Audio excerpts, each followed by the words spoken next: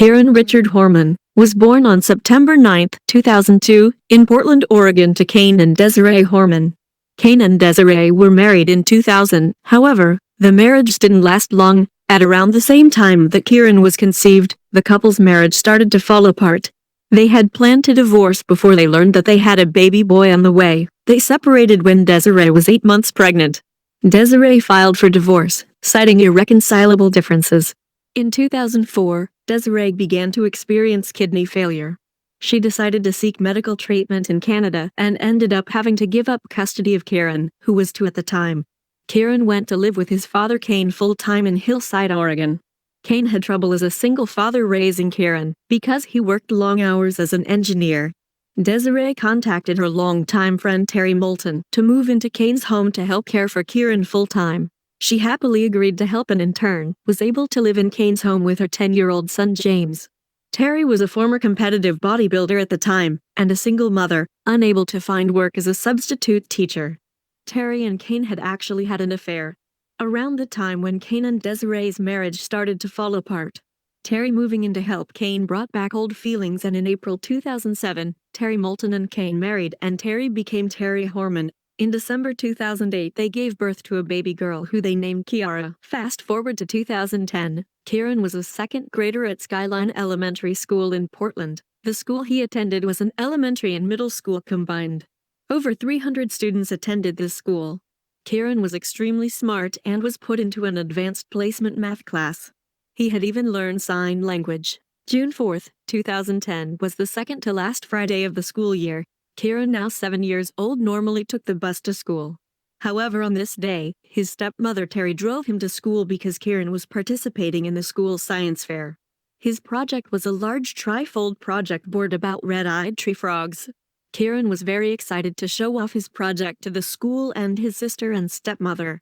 They arrived shortly after 8 a.m., dropped Kyron's coat and backpack off at his classroom, and then headed to the school's gymnasium, where Kyron and hundreds of other students had set up their projects.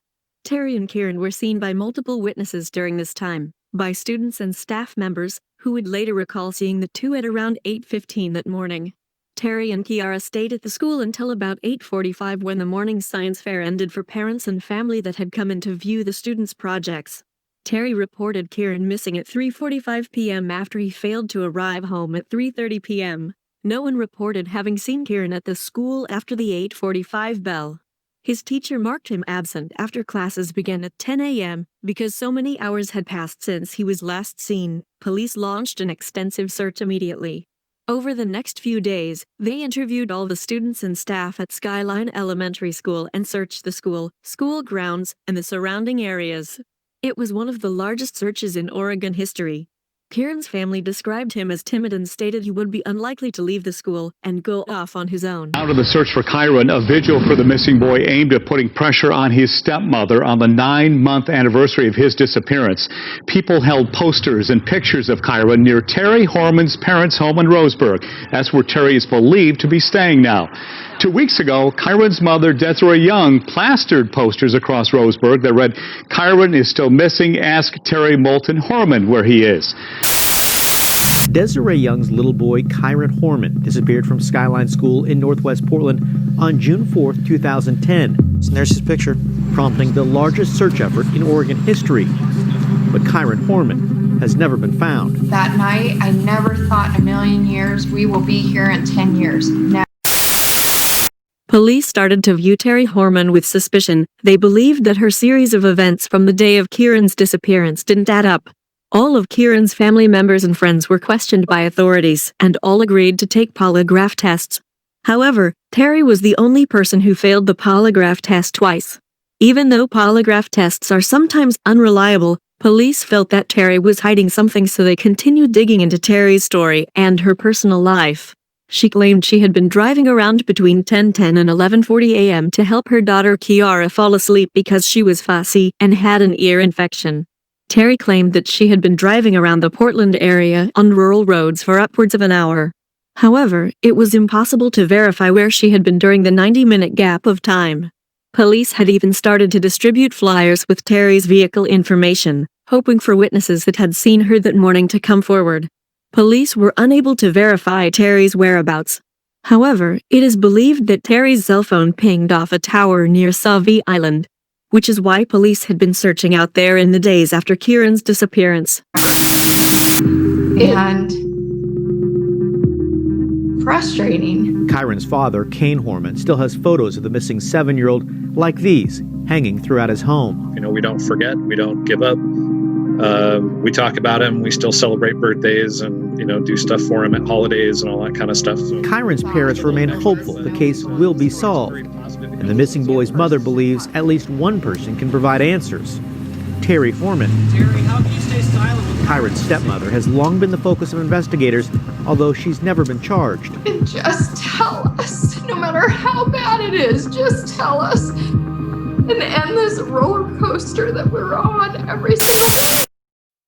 On June 26, 2010, Kane was contacted by the Multnomah County Sheriff's Office. He was asked to come in and speak to them alone, without Terri, and was told that it had something to do with Kyron's case. He met with them while an undercover sting operation was taking place at his household. Authorities immediately told Kane that the landscaper, Rodolfo Sanchez, came forward and told police that Terri had offered a lot of money to kill him. According to Rodolfo Sanchez, Terri had invited him out to a restaurant in the early months of 2010, and there, she asked him to murder Kane while making it look like a robbery. According to police filings, Terri told Sanchez that Kane often carried around a good amount of cash, so any attack on him would look like a robbery. Terri then allegedly told the landscaper that he could keep any money that Kane had on him, as well as the laptop he always had with him. She told him that she wanted her husband Kane dead because he had been abusive, and was planning to divorce her and get custody of their daughter Kiara. Sanchez and an undercover police officer, acting as a hitman, attempted to get Terri to talk while they wore a wire.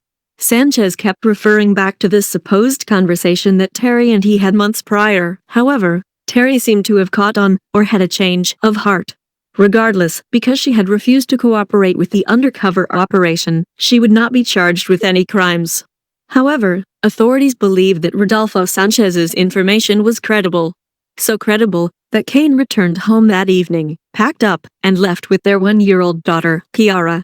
Just 2 days later, Kane filed for a divorce and a restraining order for both him and Kiara, stating that Terri is involved in the disappearance of his son Kyron.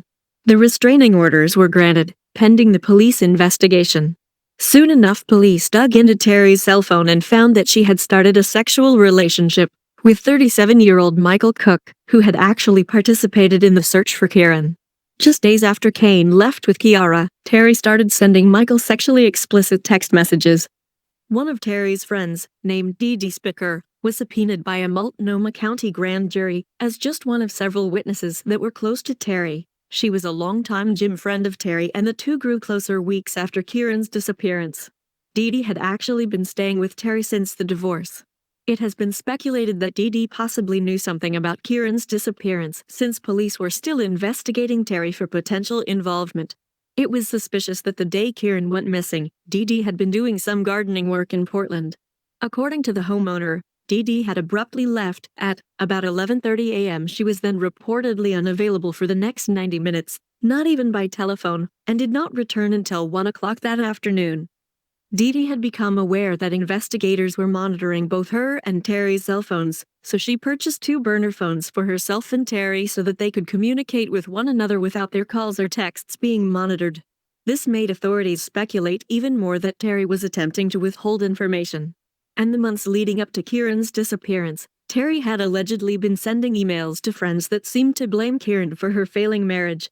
In these emails, Terri also seemed to blame her husband Kane for her teenage son James being sent to live with his grandparents, saying on at least one occasion that James' grades had improved since he had moved out. In several emails, Terri also allegedly described her husband as overbearing and talked about her household becoming unstable. In June of 2012, Desiree filed a civil suit against Terri. She claimed that Terri was responsible for the disappearance of Kyron, in addition to seeking approximately $10 million in damages. The suit was aimed to prove that Terri had kidnapped Kyron. Disppearance refused to answer 142 questions, pleading the fifth to all of them. These included questions regarding her whereabouts on the day that Kyron had disappeared as well as her contact with Terri that day. The Multnomah County Sheriff's Office continues to investigate this case. They've managed to keep most of the details regarding their investigation private, including witness statements, which Terri claims could exonerate her if released. In July 2013, Desiree decided to drop the lawsuit because she didn't want it to interfere with the ongoing police investigation. Kyron Horman is still missing. There's a $50,000 reward for anyone with information leading to what happened to Kyron. If anyone has any information, please call the Multnomah County Sheriff's Office tip line at 503-261-2847. As always, thanks for watching. Don't forget to like and subscribe.